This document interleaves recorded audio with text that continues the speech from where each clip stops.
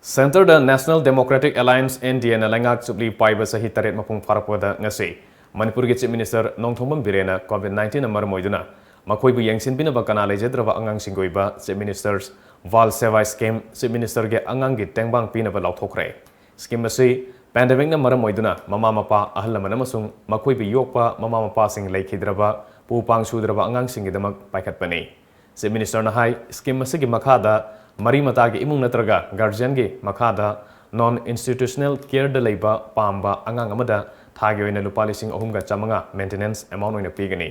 karigumba angang adugi oiba mari matagi imung natraga mabok amasung mapu leitaba oiragana hairiba angang adu child care center amada thamgani haina Chief Minister na haiki panba yabadi mari matagi imung natraga guardian leijadaba masagi chahi 10 gi makhada leiba angang amada India leingakna thagi oina lupa lising aniga chamagompu piri Chief Minister na hai asigumba angangsing asige leijadraba mapa na thamlamba lam makhoigi mingda register tawbada stamp duty amata lawroi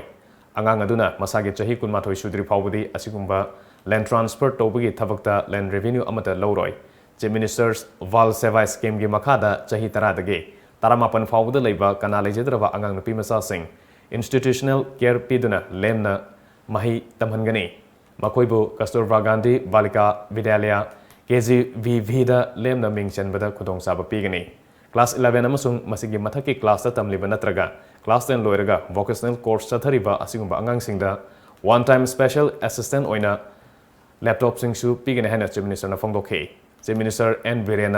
India leingak na sahi taret mapung farakpada miyam de aipa pawngjel piba galona Prime Minister Narenddra Modi na lusingba center gelengana hokiba chahi taret asida tuan basako tharong kaya paikhat pada natana COVID-19 pandemic thengnana ba paikhali ba thabak thorom sing thagat pa phongdokhi ajana register ma office ma mukhi dawda hanga moyi